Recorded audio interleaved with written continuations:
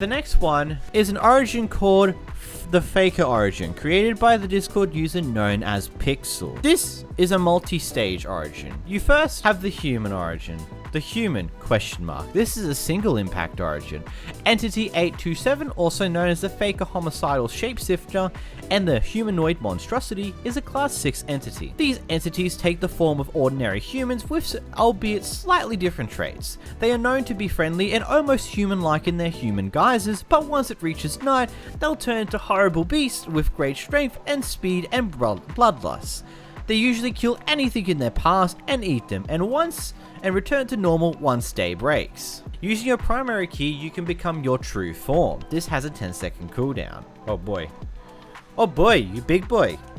And then yeah, you get the Faker here. Of course, we'll get to the Faker origin itself after we go through the human variation.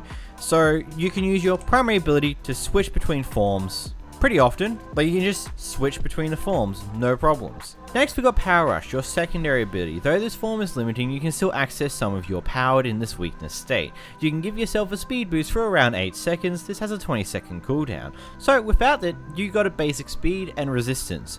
Whenever you do press your secondary ability, you'll be given access to speed 2 instead of speed 1. So if we use that, we can move around a lot quicker, which is pretty neat. But that speed buff is only available for around 8 seconds before it removes itself, which is a pretty neat feature. Adapted. You've gotten somewhat used to being in this form for most of your life and allows you to take a few small perks from your true form. You have permanent speed 1, resistance 1, and 2 extra hearts. So we can already see the speed and resistance. If we go to survival mode, you have 12 hearts instead of the usual 10, which is, well, interesting to say the least. Weapons Master. Though weapons aren't usually your thing, you've learned how to use them to their fullest extent. You have heightened attack speed and unarmed attack damage. Wow, you actually, that's, I think that's a notable, actually, best way to check. One. Yeah, that is like, instead of doing like 1 damage and 2 damage on 1 to 2 damage on a crit, you now do 2 to 3 damage on a normal hit and about 5 on a crit. I mean, that's not gonna be something that drastically changes how you play the game, because you're still gonna be better off getting a weapon very quickly to make advantage of the other ability. So with this origin, if you go with this, okay, let's just think about this. 1, 2, 3. And then if we go back to human, 1, 2, 3. Yeah, that is a definite increase in actual pace there. It does seem like you have a noticeable increase in your actual attack speed. It's nothing major. It's definitely useful when it comes out to any form of axe using, because axes tend to do a lot of damage. With a slightly increased attack speed that makes it so you can use them faster, it makes that axe damage far more potent and usable, because you're not going to have to sit there for a few moments to actually use your next attack. Power the Black Sun. The Black Sun may mean nothing to humans, but to you, it is your god, your savior. It grants you a small boost in power, granting you Strength 1 and Haste 1. Strength 1 and Haste 1 at 9. Oh, so we got time set. But now we've now got Strength and Haste on top of the resistance and speed we had before. So if we just get ourselves an Everite pickaxe, we can now mine at a pretty reasonable pace, which is pretty cool. If we get out here and give an enchant on me with efficiency of 5, yeah, we can nearly instant mine. Honestly, Haste 1 is neat, but I honestly don't. If you're going to get Haste, you may as well go to 2, is kind of how I've always thought of it. Because Haste 1 doesn't drastically do much. Like, if we go back to day, yeah, it's still almost instantaneous breaking. Though, it is definitely something that will be more noticeable in the earlier game. Like, at the more earlier stages of the game, having that haste at nighttime is definitely going to be a lot more noticeable. When you're at the end game, having haste 1 and not having haste 1 is pretty much a not really matter much moment. But it's still pretty useful to say the least. not what you seem to be. Your skin is slightly darker, a trait shared by your species. I mean, Insomniac, you find no need to sleep as you hunt at night. I mean, and we just right click? No, it just tells you no. If we go time, set, night, no, you can't even set your spawn here.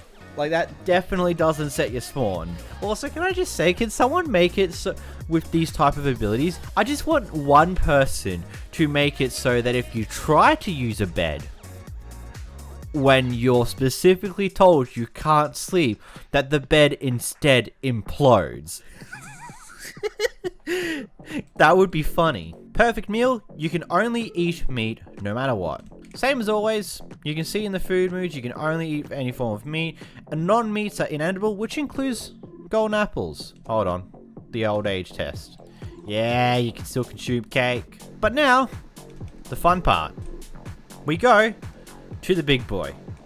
So this is the Faker, a variant of this origin. This is the 3 impact origin. While Fakers have a human form, it is merely a disguise of their true form. When in this form, a Faker has incredible strength and speed and intelligence beyond human limits. They know more than we do and use this advantage to hunt down everything in their path. However, they have an extreme weakness to fire. Masquerade, your primary ability, this is just allows you to revert back into your human form. It is what it is. Feed off their fear, your secondary ability. Your secondary activates your ability to sense and manipulate of fear of those around you, affecting those with a 25 block radius with glowing, weakness to, slowness to, and blindness a 45-second cooldown. So if we press this, the zombie can't do anything when he's so slow. My god, I hurt. I hit like a truck.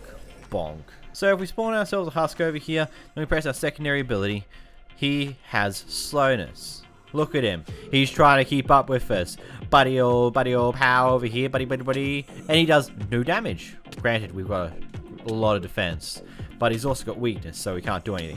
But boop, boop. Bye-bye, zombie. You had your fun. Ba. So there's your ability. Unkillable. You're an extremely powerful being with the ability to kill anything that tries to get in your way. You have a plus 14 unarmed damage, 15 armor bars. Holy crap. 8+ hearts, resistance 2. So not only do you have a stupid amount of armor, you also have got resistance 2 and full damage immunity. Whoa.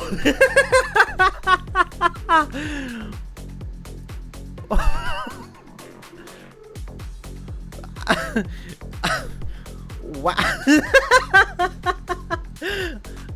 Well, try fighting a Ravager or something No, not a Ravager. That's just too easy.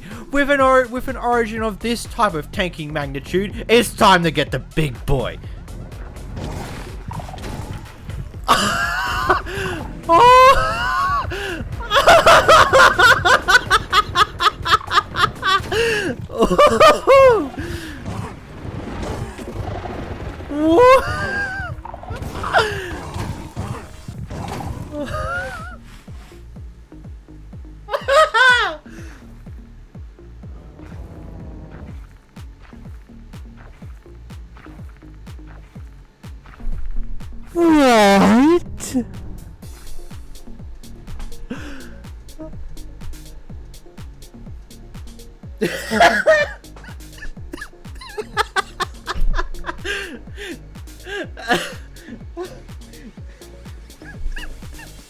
Look at that little warden over there. Look at him over there doing his thing. Little does he know I'm Mr. Can tank the ever-living hell out of that boy. I did 100 damage to him by just simply hitting him with my fist.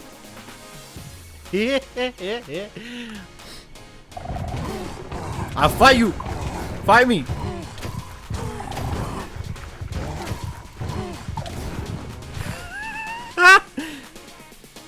Oh, this is actually dumb. I love it. I love how dumb this is. I'm back! Slow down.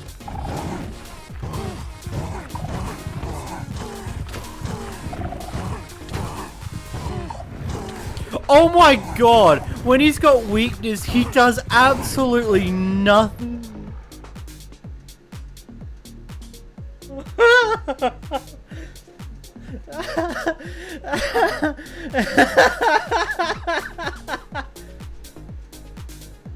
Okay, slender body. Your slender body allows you to have longer reach and more jump height. Okay. You have jump boost 2, which means you can jump up 2 blocks. Cool beans. Also, how far does this reach? Look at my man's reach. How far is this reach?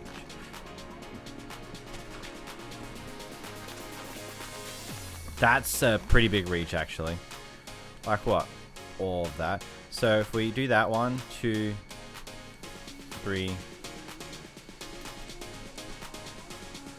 4, 5, 6, 7, 8, 9, 10. So you can reach about 10 blocks away from you. That's pretty wild.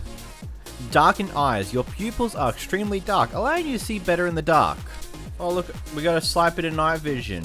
I mean, up there we are. We have night vision now. We can see. Look at that go. Antimatter immunity. The black sun is mainly antimatter, leading you to have a natural immunity to it. This allows you to be safe from the void and the harming potion effect. Okay, and if we go to survival mode.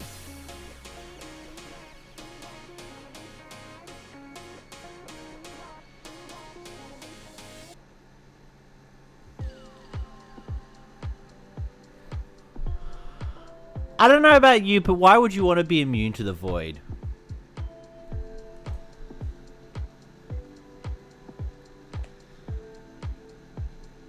Because if you fall into the void in the end dimension... Whoa.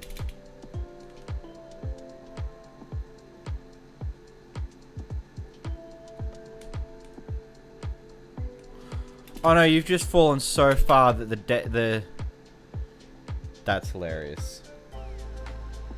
So don't fall into the void in the end dimension. It will literally just mean that game's gone. Soft locked.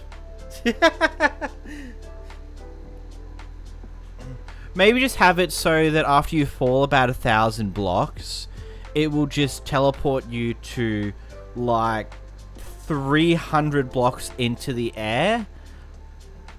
Like to a Z, it's a Z or Y, it's a Y. To a Y of 300, so then you just start floating back down to the world. That's like probably something I would do. Just to have it as a safe game. Just in case, you know? Intimidating size. You're 4 blocks tall, a towering size. I mean, you big boy. Big boy be big. Monstrous appearance. You're just as dark as your human form. Nothing more really there. You're just dark man. Half pacifist. You don't like to fight often, but you will when it comes down to it. Your fists are powerful, making you see no use for weapons. I mean, considering you do effectively 14 damage per fist hit, you don't need a sword. Like, you legitimately don't need one. Like, why would you use a sword or an axe when it don't deal as much damage as, like what? Oh, you can't even use it! That's good. That's good. I like that. I like that. I like that. You're really emphasizing the whole, why would you use a weapon when you can do so much damage with your fist? Like, I love that. It's just like you're telling it's like, oh yeah, you can do so much damage in your fist. Why would you use a weapon? What are you doing? Why would you use weapon? Weapon you just don't need. Fresh kill. You can only eat and heal from hitting enemies. Oh, so if we go to creative mode. Except for the cake, of course. Burning Fate. You're not killed easily, but the one weakness you have is fire, which deals 4 times the damage it should. Just there's fire there. Bong, bong, bong, bong, bong. That eats your... So it does 4 times damage, but because you already have a lot of defense, it takes a bit to eat through. So if we just tap lava.